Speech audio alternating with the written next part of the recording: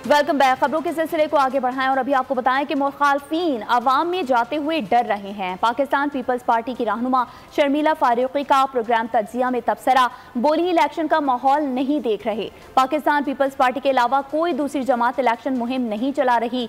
रऊफ सिद्दीकी ने जवाब दिया, आए रोज एमक्यूएम के जलसे हो रहे हैं, हमारी मुहिम उरूज पर है। अहमद उवैस कहते हैं सुप्रीम कोर्ट के फैसले का इंतजार करेंगे, इलेक्शन का बॉयकॉट नहीं करेंगे। इंट्रा पार्टी इलेक्शन ना हो तो इलेक्शन कमीशन जुर्माना कर सकता है।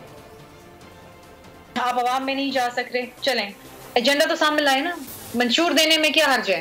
मुझे ऐसा लग रहा है कि जैसे सिर्फ पीपल्स पार्टी इलेक्शन लड़ने जा रही है, बाकी जमातों ने तो अपने आप को दस्तबरदार कर दिया कि महासभा पाकिस्तान पीपल्स पार्टी के और बिलावल भुट्टो जरदारी साहब के बहस से चेयरमैन कोई और जमात तो कैंपेन कर ही नहीं रही है।